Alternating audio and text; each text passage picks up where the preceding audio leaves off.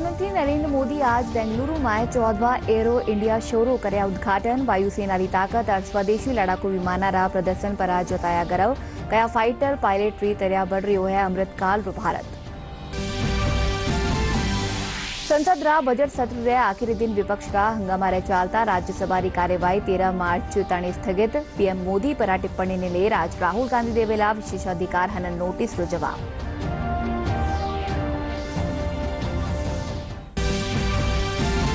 असम राज्यपाल मनोनीत होबारे पछे विधानसभा पूग्या नेता प्रतिपक्ष गुलाबचंद कटारिया रो पक्ष और विपक्ष रा विधायक दीनी बधाई और शुभकामना।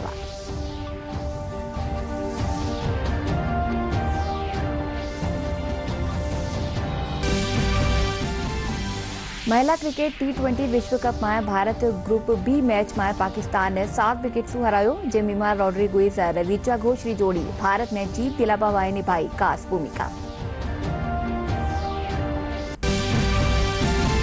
प्रदेश में मौसम में फेरू बदलाव। उत्तरी हवावारा असर सु पारो 1 से 7 डिग्री ताई गिरो। जयपुर में तापमान 4 डिग्री गिर 12 डिग्री सेल्सियस माथे पूज्यो।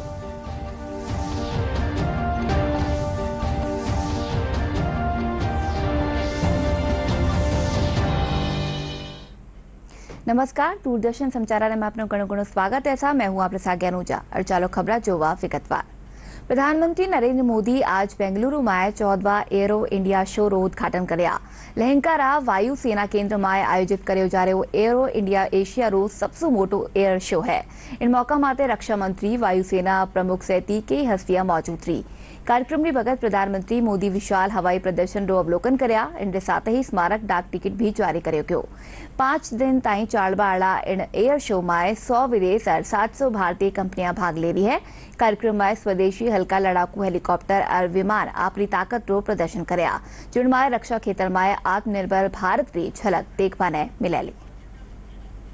प्रधानमंत्री नरेंद्र मोदी ने आज बेंगलुरु में 14वें एरो इंडिया का शुभारंभ किया। यलहंका के वायुसेना केंद्र में आयोजित ये भव्य एरो इंडिया 2023 एशिया का सबसे बड़ा एरो शो है। इस आयोजन में एमएसएमई और स्टार्टअप सहित 809 रक्षा कंपनियां हिस्सा ले रही हैं। शुभारंभ समारोह में कई देशों के रक्षा मंत्री, वायुसेना प्रमुख, रक्षा अधिकारी और गणमान्य हस्तियां मौजूद रही। पीएम मोदी ने इस अवसर पर फ्लाई पास्ट का अवलोकन किया।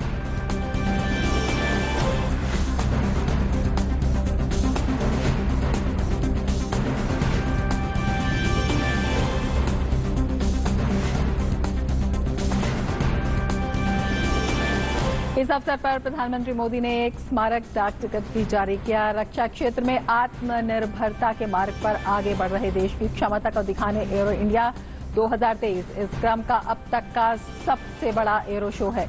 इसमें लगभग 100 देश हिस्सा ले रहे हैं। एरो इंडिया 2023 का आयोजन लगभग 35,000 वर्ग मीटर के क्षेत्रफल वाले समारोह स्थल पर हो रहा है। ये समारोह 5 दिन चलेगा। प्रधानमंत्री नरेंद्र मोदी ने एरो इंडिया 2023 के शुभारंभ समारोह के अवसर पर आयोजित विशाल हवाई प्रदर्शन का भी अवलोकन किया। आकाश में भारत की क्षमता और रक्षा क्षेत्र में आत्मनिर्भर हो रहे देश की ताकत को दर्शाने वाले इस प्रदर्शन से दर्शक मंत्रमुग्ध रह गए। एरो इंडिया 2023 के शुभारंभ के अवसर पर अपने संबोधन में पीएम मोदी ने रक्षा क्षेत्र में देश की बढ़ती आत्मनिर्भरता को रेखांकित किया। उन्होंने कहा, एरो इंडिया 2023 भारत के बढ़ते हुए सामर्थ्य का उदाहरण है।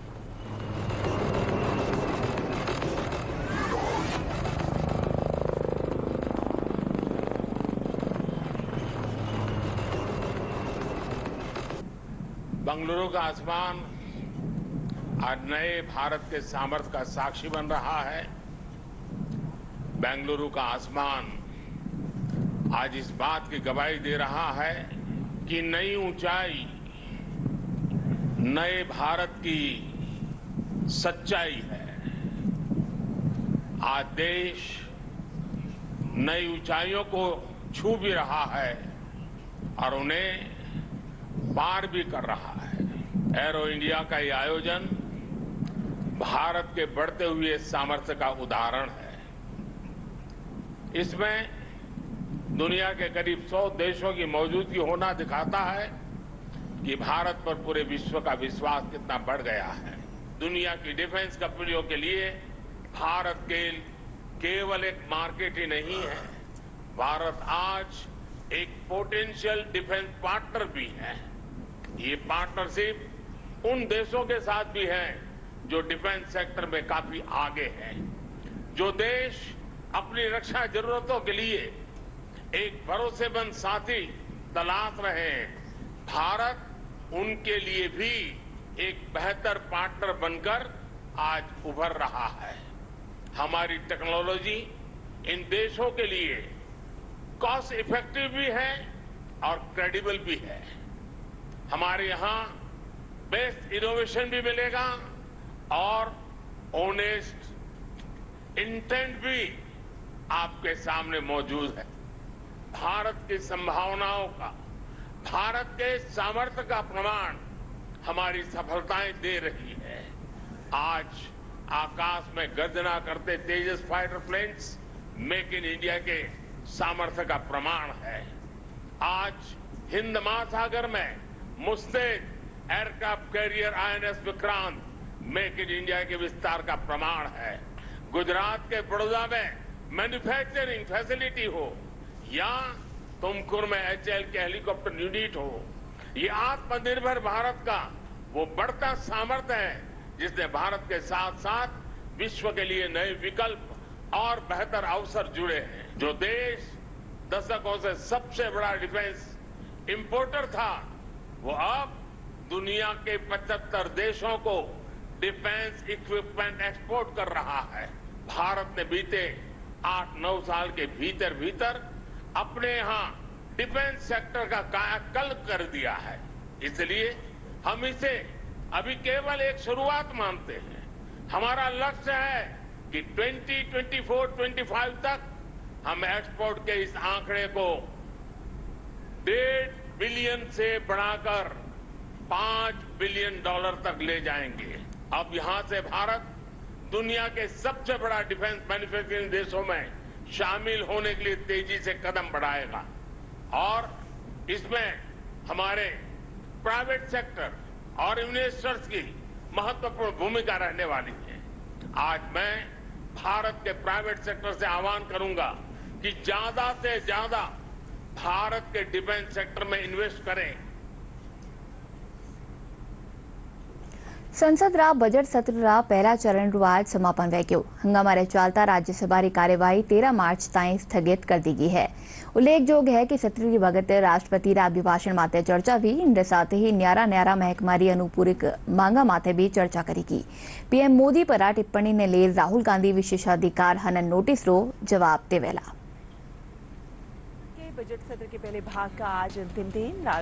सत्र के पहले चरण में राष्ट्रपति के अभिभाषण पर चर्चा हुई, तो वहीं अगले भाग में विभिन्न विभागों के अनुपूरक मांगों पर चर्चा होगी। राज्यसभा में आज the constitution scheduled tribes order 5th amendment bill 2022 पेश किया जाएगा, तो वहीं निचले सदन में आज the repealing and amendment bill 2022 पेश होने के लिए सूचीबद्ध है। असमना राज्यपाल मनोनीत होबारे बच्चे नेता प्रतिपक्ष गुलाबचंद कटारिया आज विधानसभा पहुंचा, तो वहां ने पक्ष और विपक्ष विधायक बधाई और शुभकामनाएं दीना।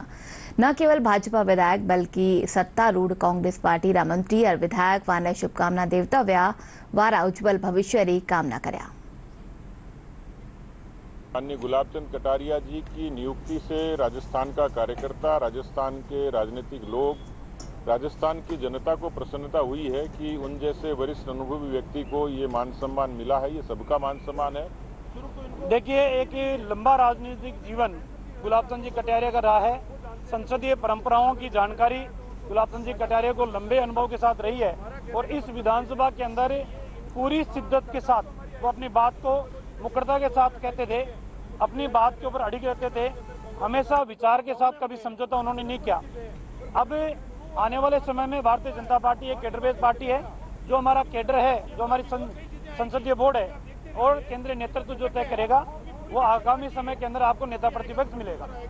देखिए, कटारिया जी को आसाम का गवर्नर बनाया, मैं उसके लिए उनको अपनी ओर से बहुत बहुत शुभकामना देना चाहता हूँ, क्योंकि वो भी उनकी नियुक्ति भी हमारे सामने हुई थी। सीपी जोशी जी, कटारिया जी, महेश जोशी जी, हम लोग चारों, हम जो यहाँ पीठासीन अधिकारी के रूप में हमें जो मौका मिला, तो आज वो उनको जो सम्मान मिला है उसके लिए मैं उनके उज्जवल भविष्य की कामना करता हूँ। राज्य सरकारी काणीसू पेश बजट ने लेर कांग्रेस और भाजपा एक दूजा पर आरोप प्रत्यारोप लगा रही है। कांग्रेस रा विधायक कह रहा है कि सरकारी काणीसू कर्या गया काम री वजह से प्रदेश में फेरू कांग्रेस की सरकार आवेली वटे ही विपक्षी दलों कहवड़ू है कि यू बजट जनता ने भ्रमित करवाड़ो है।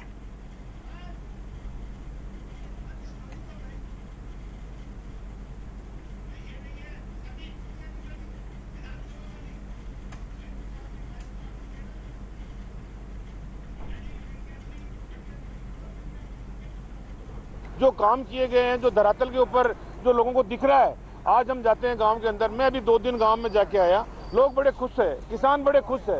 किसानों का जो बिजली का बिल, घर का बिल माफ कर दिया, इसके अलावा जो आपका खेती का बिल जो है उसमें छूट मिल गई, और महिलाएं खुश है, 50% किराए के अंदर उनको छूट मिल गई, और युवा खुश है कि जब भी रोज आएगा नौकरियों के लिए तो उनको निःशुल्क फायदा मिलेगा। यानी 36 कौम और गरीब आदमी, जिसका जो चिरंजीवी बीमा योजना को जो मास्टर स्ट्रोक मुख्यमंत्री जी ने दिया है, हिंदुस्तान में कोई भी सरकार ऐसी नहीं जो 25 लाख का बीमा कर रही है। दुर्घटना किसी की हो गई उसको 10 लाख जो दे रही है। कई महत्वपूर्ण मुद्दे, छोटे बच्चों को जो पूरे 6 दिन दूध पिलाया जाएगा, और आंगनबाड़ी के बच्चों को भी उसमें स्कूल ड्रेसें दी जाएगी। ऐसे ऐसे फैसले हुए हैं जो प्रतिपक्ष अगर गिन के देखे, किताब को पढ़े बार बार, तो एक भी कमी नहीं मिल सकती। दिल्ली मुंबई एक्सप्रेस वे रो संचालन शुरू हो गयो है और वाहन सर पर दौड़वा ला गया है। लोग आज पहला दिन इन एक्सप्रेस वे रो उपयोग करया तो वे इन्हें शानदार रोड बताया। हरियाणा रा सोहना सू दौसारा बड़रा पाड़ा ताई दिल्ली मुंबई एक्सप्रेस वे रो खंड शुरू हो गयो है। दौसारा भांडारेज में इंटरचेंज पर लोग सू बात करेगी तो वारो कहवणो है कि वे दिल्ली और हरियाणा सू आया है और जयपुर जा रहा है। शानदार रोड होबार चालता दौसा पोगवा माए समय भी कम लगे हैं।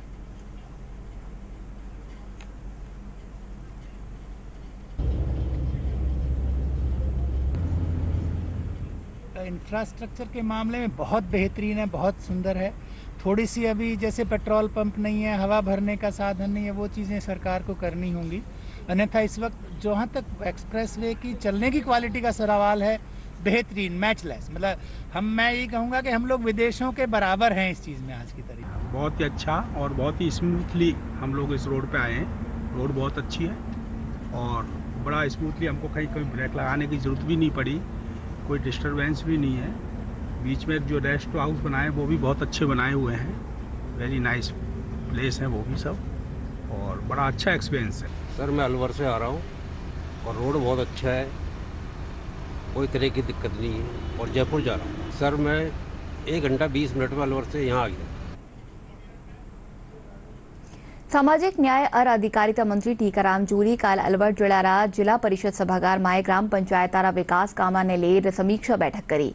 इन मौका माते मंत्री पंचायती राज रा एहलकार और कार्मिका ने मनरेगा योजना, MLD, ALD, JD योजना में प्रगति लाव्या रा निर्देश दीना। इन साथ ही विकास कामा माए लापरवाही बरतवाड़ा 8 कार्मिका विरुद्ध कार्रवाई करवारा निर्देश जारी कराया गया।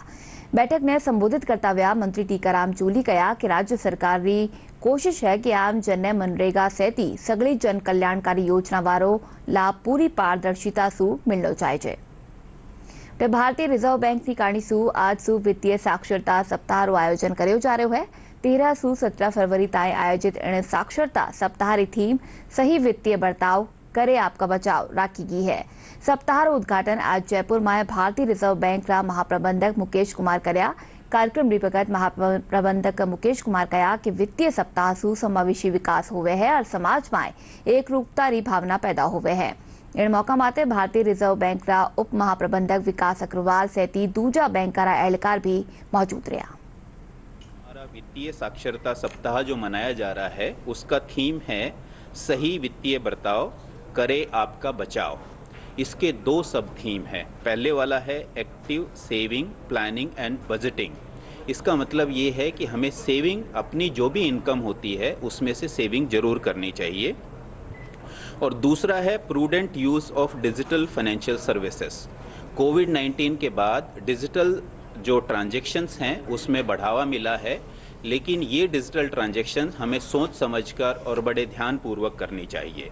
आज के इस उद्घाटन समारोह के साथ आगे आने वाले समय में राजस्थान राज्य के सभी जिलों में जो अग्रणी जिला प्रबंधक है उनकी सहायता से सभी बैंक शाखाओं की सहायता से भारतीय रिजर्व बैंक जन जन तक इस वित्तीय साक्षरता के मैसेज को पहुंचाने का कार्य करेगा।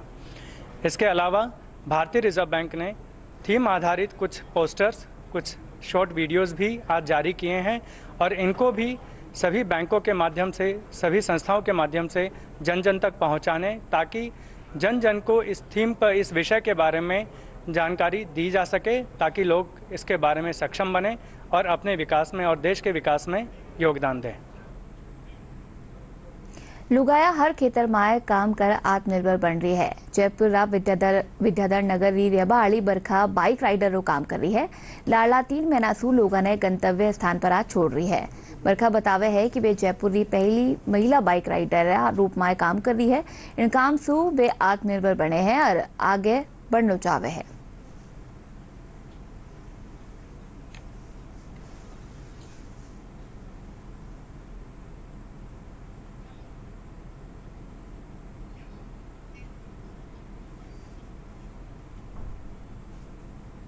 लड़की के साथ में मैं ओले में गई तो मुझे कोई डर नहीं लगा और मैं खुशी से गई और उन्होंने सही बाइक चलाई, क्योंकि मैं ये कहती हूँ कि है लड़कियों को भी आगे बढ़ना चाहिए, उनको भी हर बात पे आगे बढ़ना चाहिए। कोई काम के लिए कोई शर्म नहीं होनी चाहिए। अच्छा लगा हमें। कल हमने राइड बुक की थी तो एक लेडी राइडर आई थी, तो देख के अच्छा लगा कि हर क्षेत्र में लड़कियाँ आगे बढ़ रही हैं और खुशी भी होती है लड़कियों को ऐसे हर क्षेत्र में आगे बढ़ते हुए देखते हुए, और शेप भी है एक तरीके से आत्मनिर्भर बन रही हैं लड़कियां। सर, परिस्थितियां तो बनती और बिगड़ती रहती हैं। कोरोना काल से हम सब लोगों ने जो परिस्थितियां से हम सब जूझे हैं, उसके बाद थोड़ा काम और घर की आर्थिक स्थिति थोड़ी कमज़ोर हुई। उसके बाद फिर मैंने सोचा कि मैं मार्केटिंग से ही जुड़ा हुआ कोई काम पकड़ूं, जिससे कि मेरा आगे जिस लाइन में मैं हूँ उस लाइन में मैं आगे बढ़ पाऊँ। सर, मुझे 3.5 महीने के आसपास समय हो चुका है। नहीं सर, हमारे जयपुर में इस तरह की मुझे कोई प्रॉब्लम फेस नहीं करनी पड़ी है, बल्कि जो भी मेरी राइड बुक करते हैं उनका मुझे अच्छा खासा सहयोग ही मिलता है। सर, घर पर जो महिलाएं घर पर रह रही हैं, जिन्हें जो कई बार मतलब रोजगार की समस्याओं से परेशान रहती हैं, तो मैं चाहती हूँ कि वो ओला उबेर का और या मार्केटिंग से भी संबंधित कोई काम करने में दिक्कत महसूस ना करें, अपने आप को आत्मनिर्भर बनाएं, धैर्य से काम करें। और आज जो मैं काम कर रही हूँ उससे मेरा आत्मविश्वास रोज़ दिन पर दिन बढ़ता ही जा रहा है।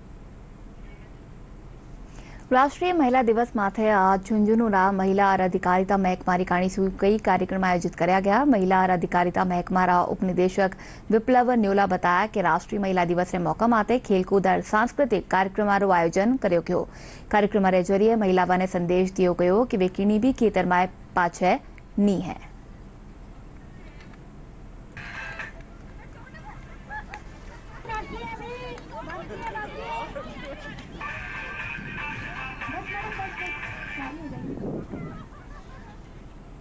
आज राष्ट्रीय महिला दिवस के उपलक्ष्य में ये महिलाओं की खेलकूद प्रतियोगिता की जा रही। इसका मुख्य उद्देश्य ये था कि गांव की जो महिलाएं जो घाघरे ओढ़नी में रहती हैं या साड़ी में रहती हैं, घूंघट में रहती हैं, वो कैसे भी बाहर निकल के आए। तो आज सभी को ट्रैक सूट में कंपल्सरी इनको भाग लेने के लिए कहा गया है कि जिससे वो सब लोग ये महिलाओं का एक एक्सपोजर मिले और वो बाहर की दुनिया से संपर्क कर सकें। इसके साथ में ही महिलाओं के कल्चरल इवेंट्स भी हैं और जिन्होंने अच्छा विशिष्ट कार्य किया उन महिलाओं को सम्मानित भी किया जाएगा।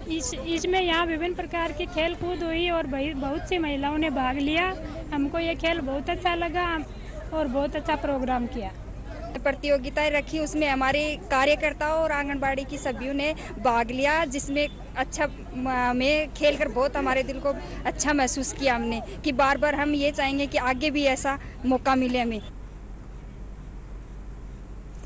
डिजिटल राह इन युग में सरकारी दफ्तर हो या निजी दफ्तर, हर जगह डिजिटल प्लेटफॉर्म पर ज्यादा काम होबा लाग्यो है।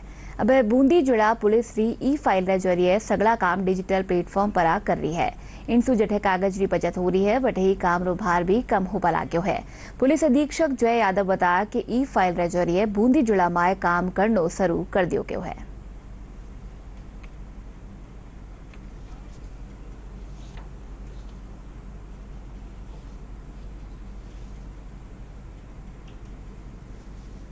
जैसा कि पुलिस मुख्यालय के आदेश हैं कि जो भी हमारे यहाँ पत्राचार हो रहा है, फाइल मूवमेंट हो रही है, वो सब ऑनलाइन ई फाइल के थ्रू ही करा जाएगा, जिसके तहत बूंदी ज़िले में भी हमने हर जगह ई फाइलिंग सिस्टम चालू कर दिया है। हर हमारे जो भी सेक्शन है वो जहाँ भी फाइलें भेज रहे हैं वो ई फाइल के थ्रू भेज रहे हैं और इसी के थ्रू ही उसमें साइन करके वापस लौटाई जा रही है। मेन मकसद है कि फाइलों को वर्क को पेपरलेस करा जाए ताकि पेपर का यूज़ ना हो और फाइल को ट्रैक करना और उनको पकड़ना ईजी रहेगा हमारे लिए और उसका डेटा सेव करना भी आसान रहेगा। प्रदेश में तापमान में उतार चढ़ाव चालता मौसमी बीमारियां और मरीजा की तादाद में बढ़ोतरी वही है। एसएमएस सफाखाना अतिरिक्त अधीक्षक डॉक्टर अजीत सिंह बताया कि मौसम में लगातार वैरिया बदलाव चालता वायरल सर्दी जुकाम सहित कई मौसमी बीमारियां में इजाफो वियो है।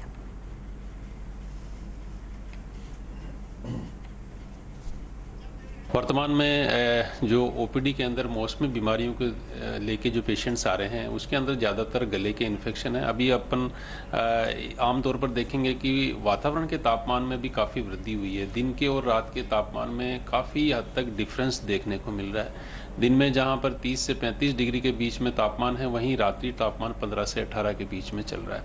उसको देखते हुए कहीं ना कहीं जनता के स्तर पर ये लापरवाही देखी जा रही है कि वो गर्म कपड़ों को अभी से ही उन्होंने गर्मी के माहौल के अंदर रहना स्टार्ट कर दिया है, ठंडे पेय पदार्थों का सेवन स्टार्ट कर दिया है। इन सबको देखते हुए गले के इन्फेक्शन के केसेस आउटडोर के अंदर काफ़ी बढ़ गए हैं। साथ ही जो अस्थमा है, COPD है या अदर रेस्पिरेटरी डिजीज़ के जो पेशेंट्स हैं उनमें भी 15 से 20% की वृद्धि हुई है। और फरवरी से मार्च के अंदर आप देखते हैं कि एलर्जी के, नज़ले के, एलर्जिक राइनाइटिस है, इनके पेशेंट्स भी काफ़ी बढ़ते हैं क्योंकि मौसम परिवर्तन के साथ साथ ये पूरा का पूरा सीजन जो है पोलन का सीजन होता है। आमतौर पर हम जयपुर के अंदर जो मोस्ट कॉमन प्लांट जो हमारा बंदर की रोटी का पेड़ जिसको हम आम बोलचाल की भाषा में बोलते हैं, होलोप्टेलिया प्लांट के पोलन्स धीरे धीरे अब स्टार्ट हो गए हैं, आने लग गए हैं। उसको देखते हुए जो पेशेंट्स इससे सेंसिटिव हैं उनके अंदर खुजली का आना, आँखों में जलन होना, नाक से पानी आना, छींकें आना, ये धीरे धीरे स्टार्ट हो गया है। जयपुर शहरी न्यारी नारी जगह पर आज नीलकंठ दिवस धूमधाम श्रद्धा के साथ मनाया गयो। इन मौके गरीबा ने भोजन कराया गयो। उल्लेखयोग है कि 12 फरवरी 1973 ने आनंद मूर्ति जी ने जहर दे दियो गयो हो और वे बच गया हा। इन्हीं खुशी में आनंद मार्गी नीलकंठ दिवस मनावे है।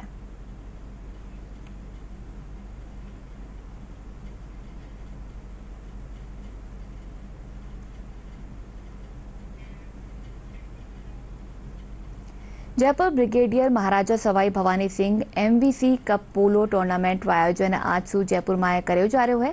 13 से 19 फरवरी ताणी आयोजित इन कप में 4 टीम भाग ले रही है। FIP रा ambassador Narendra Singh, Rajasthan polo club रा दिग्विजय सिंह बताया कि कप री भगत जिंदल पैंथर कैरिसेल, Chandna polo, Vimal Aryan, Sujan Indian tigers team भाग ले रही है। Headquarters 50 Independent Gandhi requests him to go to Sri Lanka to boost.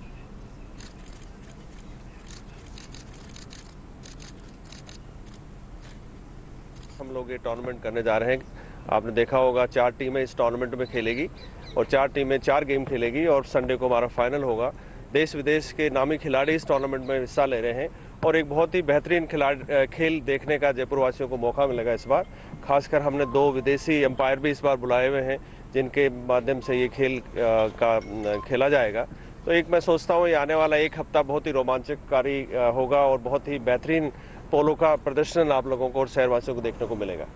और इसी हफ्ते में हम लोग एक लेडीज़ पोलो भी कर रहे हैं। वो भी आपने देखा होगा पिछले कई सालों से चला आ रहा है। इस साल हम लोगों ने एक अच्छा फीचर इसको रखा है जिसमें 2 टीमें होगी, जिसमें 3 लेडीज़ एक तरफ होगी, 3 लेडीज़ एक तरफ होगी। एक प्रोफेशनल पोलो प्लेयर जो है वो उनको साथ होगा। वो प्रोफेशनल पोलो प्लेयर गोल नहीं स्कोर कर सकता, वो प्रोफेशनल पोलो प्लेयर दोनों टीमों में एक होगा जो उन लेडीज़ को खिलाएगा। और लेडीज़ जो है आप देखेंगे हर साल हमारा स्टैंडर्ड जो है पोलो का बढ़ रहा है और इस बार लेडीज़ पोलो का एक बहुत बेहतरीन खेल आप लोगों को देखने को मिलेगा। नलिनी माथुर री स्मृति में T20 क्रिकेट टूर्नामेंट का आयोजन करो गयो। फाइनल मुकाबलो चित्रांश स्पोर्ट्स एकेडमी और माथुर वॉरियर्स के बीच खेलो गयो। माथुर वॉरियर्स टॉस जीतर पहली बल्लेबाजी रो फैसला करी। टीम 20 ओवर्स में 6 विकेट रा नुकसान पर 129 रन बनाई, जबकि चित्रांश स्पोर्ट्स एकेडमी 18 ओवर और 3 गेंदा में 130 रन बनार फाइनल मैच 7 विकेट सु जी दिल्ली।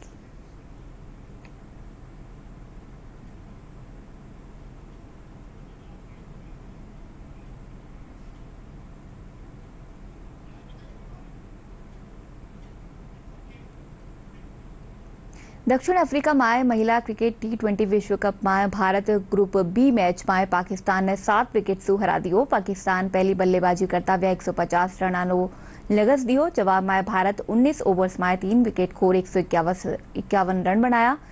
जेमिमा रोड्रिगेज और रिचा घोष की जोड़ी भारत ने जीत दिलावा में खास भूमिका निभाई। जेमिमा 53 रन बनार प्लेयर ऑफ द मैच रो खिताब हासिल करया। प्रदेश में उत्तरी हवावारा प्रभाव से तापमान में 405 डिग्री की गिरावट दर्ज करेगी। आज प्रदेश में कम तापमान चूरू में 3.7 डिग्री सेल्सियस दर्ज करो गयो। मौसम महकमा केंद्र जयपुर का निदेशक राधेश्याम शर्मा बताया कि आबाड़ा 5 दिन में राज्य में मौसम शुष्क रहेलो और 48 घंटा रे पछे अधिकतम और कम तापमान में बढ़ोतरी दर्ज होबारी संभावना है। और फिर से जोवा मोटी खबरा। प्रधानमंत्री नरेंद्र मोदी आज बेंगलुरु में 14वां एरो इंडिया शो रो करया उद्घाटन। वायुसेना की ताकत और स्वदेशी लड़ाकू विमानारा प्रदर्शन पर आज जताया गौरव। कया फाइटर पायलट री तरह बढ़ रही है अमृत काल रो भारत। संसद रा बजट सत्र रे आखिरी दिन विपक्ष रा हंगामा रे चलता राज्यसभा री कार्यवाही 13 मार्च ताणे स्थगित। पीएम मोदी पर टिप्पणी ने ले आज राहुल गांधी देवेला विशेषाधिकार हनन नोटिस रो जवाब।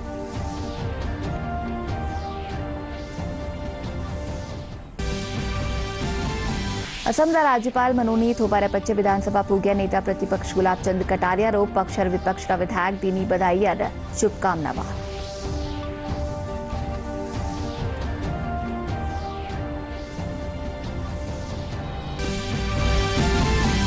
महिला क्रिकेट T20 विश्व कप में भारत ग्रुप बी मैच में पाकिस्तान ने 7 विकेट से हरायो। जेमिमा रोड्रिगेज और रिचा घोष की जोड़ी भारत ने जीत दिलावा में निभाई खास भूमिका।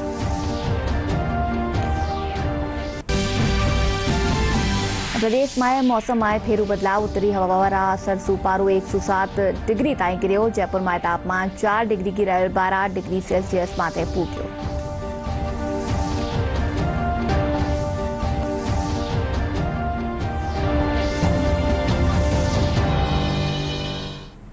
चैनल बुलेटिन में नमस्कार।